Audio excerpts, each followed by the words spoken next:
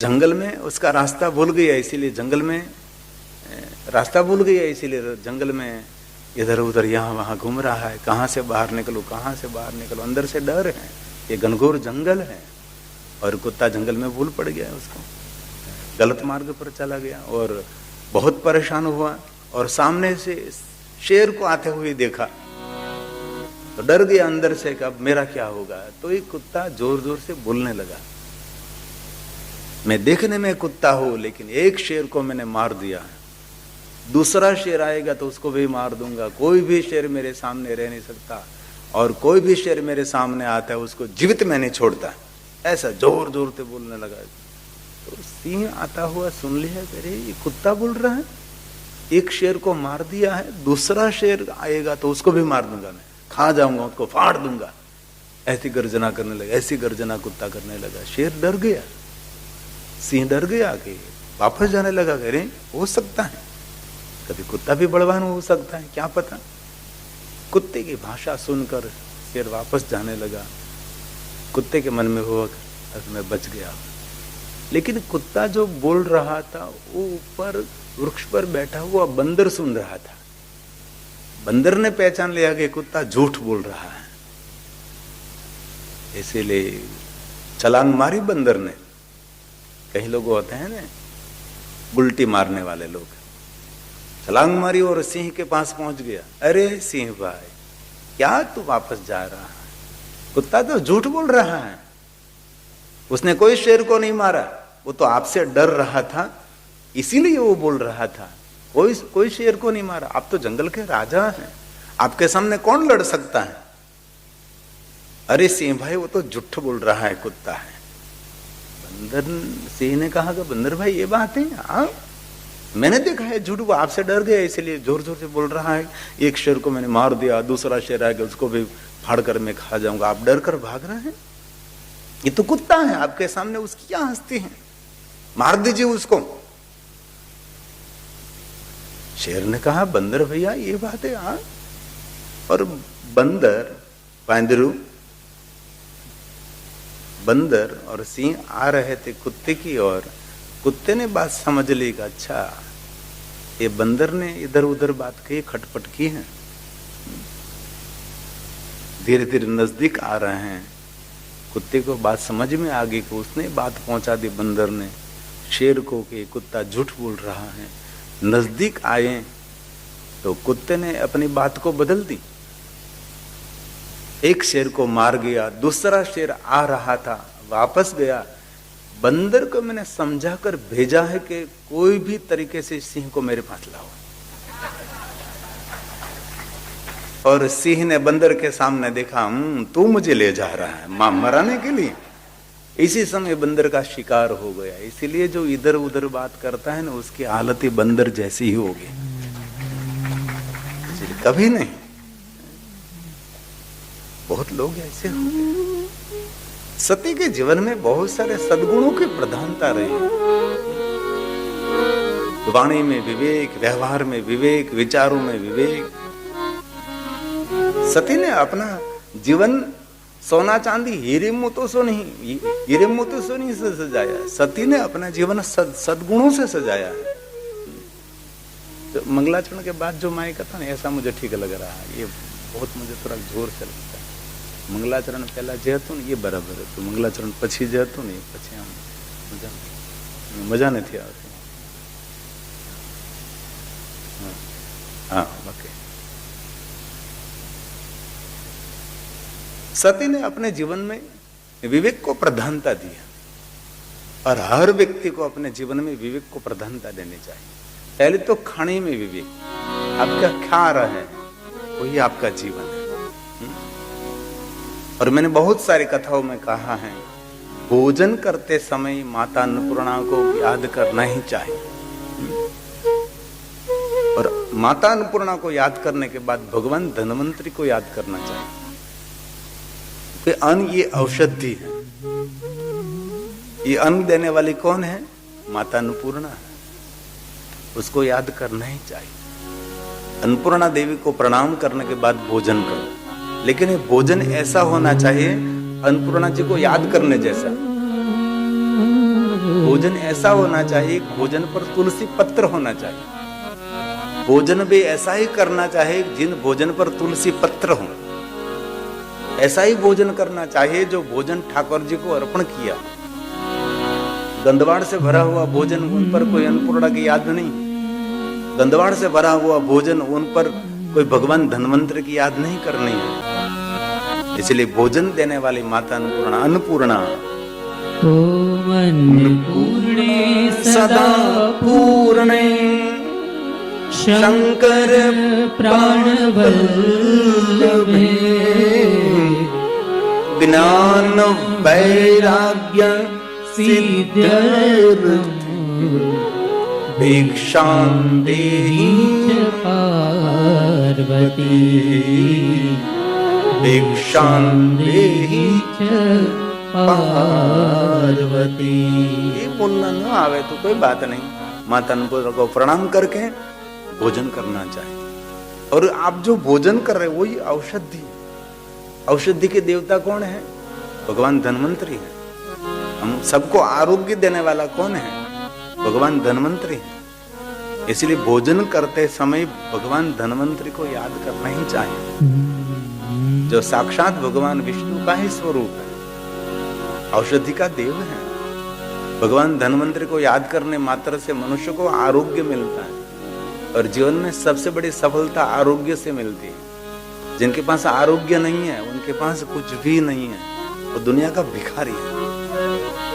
कितना ही धनपति है लेकिन आरोग्य नहीं है तो कुछ भी नहीं है। इसलिए आरोग्य कहां से मिलेगा? आहार में से। इसलिए आहार आपका कैसा होना चाहिए? तुलसी पत्र वाला। तुलसी पत्र तोड़कर तुलसी पत्र नहीं, पवित्र भोजन।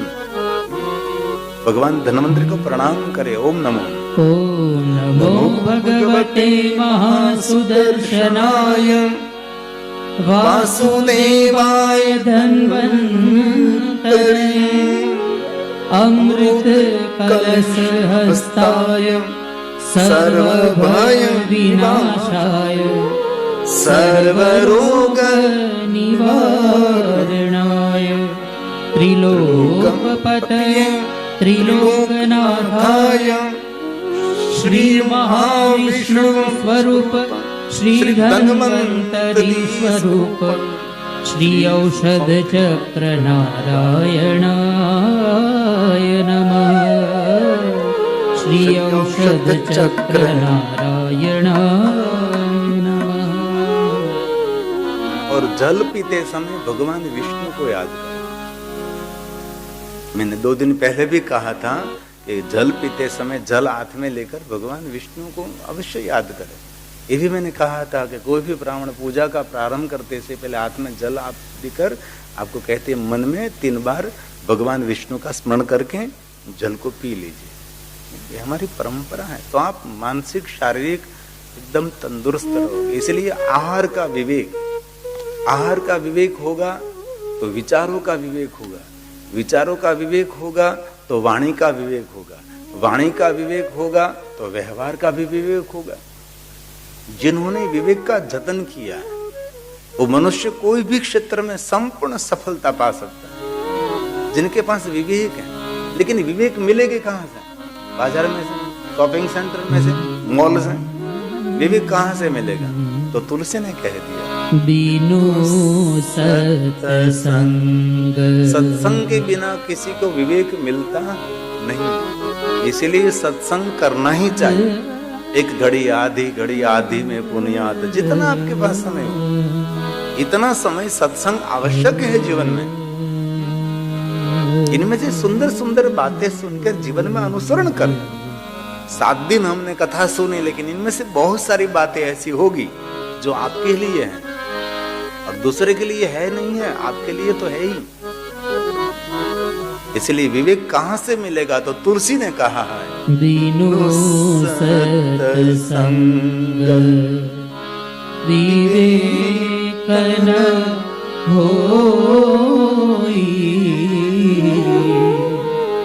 राम कृपा बिनु सुलभ न सोई। राम कृपा बिनु सुलभ न सोई। ये परमात्मा की कृपा हो गई, वही सत्संग मिलता है। हमने कथा के पहले दिन भी कहा था, जिन्होंने अनंत जन्मों तक बहुत सारे पुण्य किया है, ये पुण्य के फलस्वरूप उनको भगवान महादेव की कथा श्रवण करने का अवसर मिलता है। ये पुण्य का फल है। हमारे पूर्व जन्म में पूर्वजों ने, मेरे माता पिता ने, हमने भी कोई सत्कर्म, कोई श्रेष्ठ कर्म किया होगा, उसका फल है कि 7 दिन हम भगवान की कथा श्रद्धा और भक्ति से सुन रहे हैं। ये हमारी पुण्य का फल है। सबको ये अवसर नहीं मिलता। बहुत लोगों के पास बहुत कुछ है, सब कुछ है, लेकिन उनके पास इसमें समय देने का उनके पास कोई पुण्य नहीं है। और किसको जीवन कहते हैं? समय वही जीवन है। कोई कहे जीवन जीवन, जीवन क्या है? समय, वो तो जीवन है। इसलिए आपके जीवन का मूल्यवान समय आप कहाँ दे रहे हैं, उन पर आपके जीवन का आधार है। और बहुत दिल से कहता हूं, मिलियन नहीं, जितनी आपके पास संपत्ति, सभी संपत्ति दे दीजिए, लेकिन जीवन में गया हुआ समय वापस किसी को मिलता नहीं है। इसलिए समय का कभी व्यय ना करें। कम समय में ज्यादा क्या कर सकते हैं, उन पर आप ध्यान केंद्रित करें। जरा लोग व्यर्थ बातों में, व्यर्थ विचारों में, व्यर्थ प्रवृत्ति में कितना कितना समय बिता देते हैं। घंटों घंटों तक समय बीतता है अर्थहीन बात करने में, अर्थहीन विचार में, निरर्थक बातों में। नहीं, कभी नहीं। दुनिया में सब कुछ मिलेगा, लेकिन जीवन में गया हुआ समय कभी वापस किसी को मिला नहीं और मिलने वाला भी नहीं है। इसलिए एक पल भी आपके व्यर्थ जीवन में नहीं होने चाहिए। उनको कहा है जीवन। एक बुक का नाम है टाइम मैनेजमेंट। कम समय में ज्यादा काम कैसे कर सकते हैं आप, उन पर पूरा आपका ध्यान केंद्रित करें। तो सती का जीवन एक सुंदर संदेशात्मक है, संदेश देने वाला है कि मनुष्य का जीवन कैसा सुंदर होना चाहिए। सती प्रजेश नगर में विचरण करने के लिए निकलती हैं, तो लोग सती को देखकर अपने जीवन को धन्य मानते हैं। कैसा सुंदर जीवन सती का रहा होगा, मिलकर कोई धन्य मानते हैं। आपका दर्शन हुआ, आज मेरा दिन शुभ हो गया, आज मेरे दिन धन्य हो गया। ऐसा सती का सुंदर जीवन चरित्र। और सती महादेव की परम भक्त है। और सती में श्रेष्ठ कोई सद्गुण है तो सरलता है, और कोई भी व्यक्ति का सद्गुण सरलता है। सती कौन है? प्रजेश महान सत्ताधीश की पुत्री ये सती, और स्वयं अम्बा जगदम्बा परा अम्बा है, तभी बहुत सरलता से अपना जीवन सबके साथ हिलमिल जुलकर व्यवहार करती है।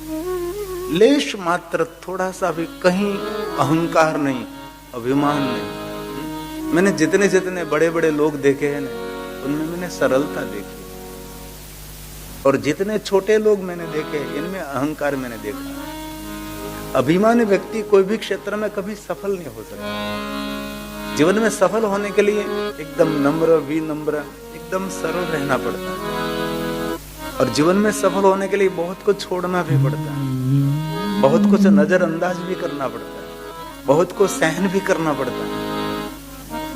सफलता सबको नहीं मिलती है। सफलता के लिए बहुत सारी बातें को ध्यान में रखना पड़ता है, तब कोई भी क्षेत्र में व्यक्ति सफल हो सकता है। सती अपना जीवन धन्य मानती है। और सती पिताजी की मानसिकता देखकर माँ के पास गई और माँ को कहने लगी, माँ आपको तो पता है ना मैं महादेव के परम भक्त हूँ, माँ मुझे महादेव को मिलना है तो मुझे क्या करना चाहिए? माता वीरणी ने कह दिया कि सती आपको महादेव को मिलना है तो आप महादेव जैसा बनना पड़ेगा। कैसे महादेव है? महादेव योगी है तो आपको योगी नहीं बनना पड़ेगा। महादेव तपस्वी है तो आपको तपस्वी नहीं बनना पड़ेगा। माँ मुझे क्या करना चाहिए? बेटा महादेव को मिलने के लिए घनघोर जंगल में जाकर, हिमालय पहाड़ों के कंदरा में बैठकर कठिन तपस्या कर। भगवान शिव जी धन संपत्ति वैभव से नहीं, तपस्या से प्रसन्न होते हैं। आपको तप करना पड़ेगा। और माता वीर ने सती को कहा कि बेटा आप जा सकते हैं। और पिताजी के पास आज्ञा लेकर सती अपनी युवावस्था में हिमालय पहाड़ों के गंदरा में तपस्या करने के लिए तैयार हो रही है। नगर के सज्जन और श्रेष्ठी लोग, अच्छे लोग थे, सती को मिलने के लिए आए और कहने लगे कि सती, हमने सुना है कि आप तो हिमालय पहाड़ में तप करने के लिए जा रहे हैं। सती ने प्रसन्नतापूर्वक कहा, माता पिता ने आज्ञा दी। और सभी श्रेष्ठ लोग सती की प्रशंसा करने लगे, क्योंकि सज्जनों का स्वभाव है दूसरों की प्रशंसा करना। दूसरा कोई सही मार्ग पर जा रहा है तो उसके लिए कहा कि बहुत सुंदर काम कर रहे हैं आप, और छोटा सा कोई सत्कर्म करे उसको प्रोत्साहित करे, उसको प्रेरित करे, उसको सम्मानित करे, इनमें हमारी भलाई है। और हम तो वहां तक कहते हैं कोई सत्यनारायण की कथा करे उनका भी सम्मान करना चाहिए, कम से कम कुछ तो कर रहा है। कोई भगवान की पूजा कर रहा है, अर्चन कर रहा है, कोई माला जप कर रहा है तो उसको प्रणाम करे कि कितना भाग्यवान है आप कि भगवान की माला जप कर रहे हैं आप। दुष्ट लोगों का स्वभाव है दूसरों की निंदा करना, सज्जनों का स्वभाव है दूसरों की प्रशंसा करना। सभी नगर के सज्जन लोग सती को मिलने के लिए आए, सती को प्रोत्साहित करने लगे। और सती अपनी युवा अवस्था में थोड़ा धीमो रखो ने मंच नो मजा, थोड़ा धीमो रखो बोलवा मजा। सती अपनी युवा अवस्था में आईनो सती अपनी युवावस्था में हिमालय पहाड़ में गई। हिमालय पहाड़ों की कंदरा में सुंदर एक सरिता सिर्फ जलपान कर रही थी, पानी पी रही थी, पानी का भी त्याग कर दिया। प्राण की रक्षा के लिए सर्व प्राणवायु ले रही और भगवान महादेव को याद कर रही। इतना कठिन तप सती ने अपनी युवावस्था में किया है, और तप करने का कोई समय है तो युवावस्था है, वृद्धावस्था नहीं है। वृद्धावस्था में तो कोई नियम भी नहीं है। हमारे शिव महापुराण में वयोवृद्ध लोगों का बहुत सारे नियम बताए, उनके लिए कुछ भी ना हो वो दोषित नहीं है। जो कुछ जप तप साधना अनुष्ठान उपासना जो कुछ करना है सब कुछ युवावस्था में कर लीजिए। और मैं तो सालों से कहता हूँ हर युवक अपनी 35 साल की उम्र में उसके पास प्रतिष्ठा भी होनी चाहिए और पैसा भी होना चाहिए। सिर्फ 35 साल की उम्र में समाज के अंदर उसका मान सम्मान बहुमान होना चाहिए, और उसकी योग्यता के अनुसार उनके पास धन भी होना चाहिए। धन भले कम हो लेकिन प्रतिष्ठा तो होनी ही चाहिए। समाज के अंदर आपका मान सम्मान होना चाहिए। कोई भी सभा में आपकी उपस्थिति हो तो सभा में ये उपस्थिति की नोंद लेनी चाहिए, ऐसा जीवन होना चाहिए। 35 नहीं तो 40 साल तक में आपके पास मान सम्मान प्रतिष्ठा और आपकी योग्यता के अनुसार आपके पास धन होना चाहिए, उसको कहते हैं जीवन। अब सती ने कठिन तप का प्रारंभ किया, चारों तरफ अग्नि को प्रज्वलित की और ऊपर से सूर्य अग्नि वर्षा करे और सती महादेव का आराधन कर रही। ऐसा कठिन तप सती ने किया, महादेव नहीं मिल रहे हैं। बारिश के दिनों में खुले बादलों में बारिश बरसते हुए बरसातों में भगवान शिव का आराधन कर। बारिश के मौसम पूर्ण हुआ और ठंडी का समय शुरू हुआ और ठंडे जल में खड़ी रहकर सती महादेव का आराधन कर रही। ऐसे सती के कठिन तप का वर्णन, बहुत तप किया सती ने, बहुत तप किया और भगवान शिव जी को याद कर रही, महादेव को याद कर रही। हे महादेव, हे महादेव तुम न आए, महादेव मैं आपको याद कर रही। सुंदर हमारा एक पद है।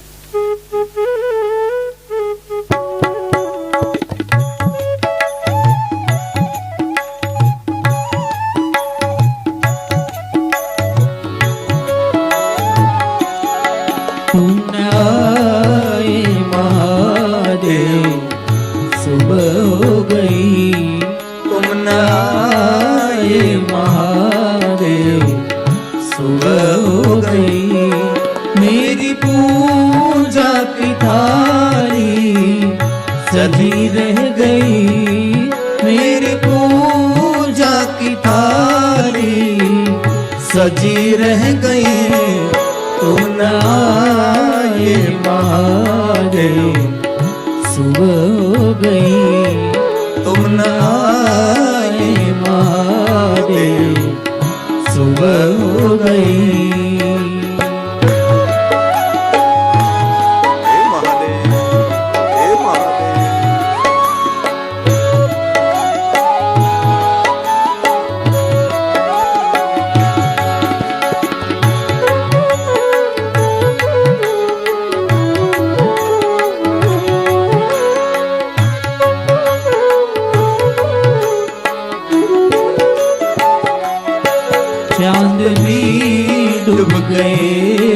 फूल मुरझा गए, चांद भी डूब गए, फूल मुरझा गए।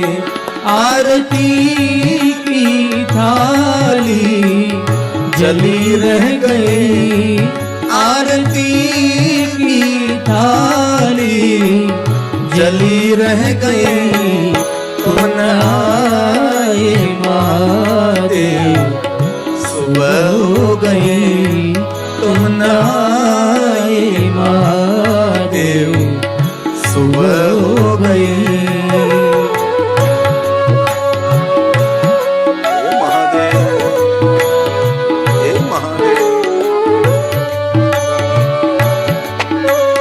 बाबा को याद करे, जीवन में कोई फरियाद नहीं रहेगा।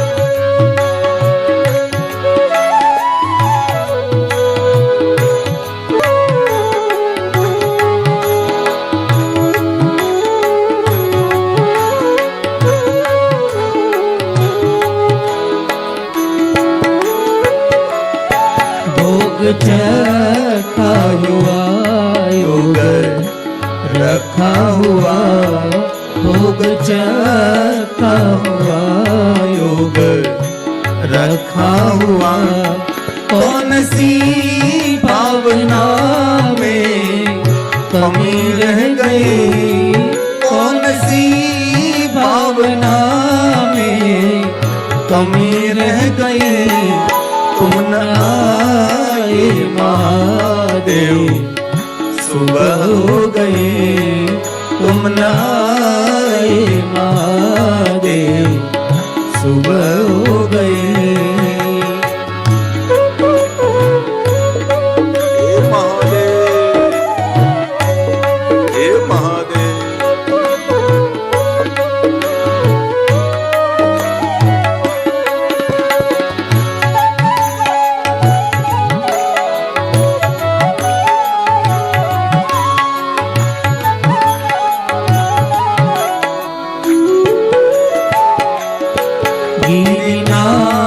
ताप को हम रिझाते रहे, गिरना ताप को हम रिझाते रहे। शिवालय में हम आते रहेंगे, शिवालय में हम आते रहेंगे। तुम न आए महादेव, सुबह हो गई। तुम न आए महादेव, सुबह हो गई। मेरी पूजा की थाली सजी रह गई, मेरी पूजा की थाली सजी रह गई। तुम न आए महादेव, सुबह हो गई। तुम न आए महादेव, सुबह हो गई। तुम न आए महादेव, सुबह हो गई। सती ने भगवान महादेव का कठिन आराधन किया। सती का तप देखकर देवता अंतरिक्ष में से जय जयकार करने लगे। चारों तरफ सती का जय जयकार। और भगवान महादेव ने कैलाश पर्वत पर सुन लिया। और भगवान शिव ने दूर से देखा, अरे प्रजेश दक्ष महाराज की पुत्री इतना कठिन तप कर रही है। भगवान महादेव ने अद्भुत लीला की। कैलाश पर्वत छोड़कर सती जहां तपस्या कर रही थी वहां महादेव पधारे। दूर से देखा सती का तप, तो तप के प्रभाव से वहां गरु, सिंह, दीप, भयंकर हिंसक प्राणी सभी सती के आसपास हैं, क्योंकि तप का प्रभाव रहता है। जहां तप का प्रभाव है वहां शांति की अनुभूति रहती है। जिनके घर में तप और भक्ति का प्रभाव रहता है, इस घर में संपूर्ण परम शांति रहती है। जहाँ सत्कर्म और भक्ति का अभाव रहता है वह अशांति रहती है। इस घर में रहने से ठीक नहीं लग रहा। जिनके घर में बस स्वयं आनंदित रहते इस घर में, भक्ति सत्कर्म पुण्य कर्म बहुत रहते हैं, इसलिए घर का वातावरण दिव्य बनता है भक्ति से। और सती ने इतना कठिन तप किया, वो सती कोई सामान्य नहीं है, राजमहल में रहने वाली सती, कोई झुपड़े में रहने वाली नहीं है, जिन्होंने ऐसा कष्ट क्या है कभी देखा भी नहीं था, तो भी सती ने तपस्या की है। ऐसा नहीं कि उनके पास कोई वस्तु का अभाव था, कुछ नहीं था, झुपड़े में रहती थी और तपस्या करने के लिए चली गई, ऐसा नहीं। राजा की पुत्री, राजमहल में रहने वाले सती, वो घनघोर जंगल में जाकर तपस्या कर रही है, ये बहुत बड़ी बात है। और बहुत सारे हमारे भारत देश के अंदर संत हैं, सभी संत को एक दृष्टि से नहीं देखना। सभी संत ऐसे नहीं हुए कि संसार के थक गए, उसको कुछ करना नहीं था इसलिए बाबा जी बनकर निकल गए, नहीं, ऐसा नहीं होता। बहुत सारे संत हमारे सन्यासियों में है, इतने बड़े प्रकांड पंडित और इतने विद्वान, इतने पढ़े लिखे होते हैं, हमें तो कल्पना भी नहीं करते। इसलिए कभी सभी संतों को एक दृष्टि से नहीं देखना, बहुत बहुत पहुंचे हुए होते हैं।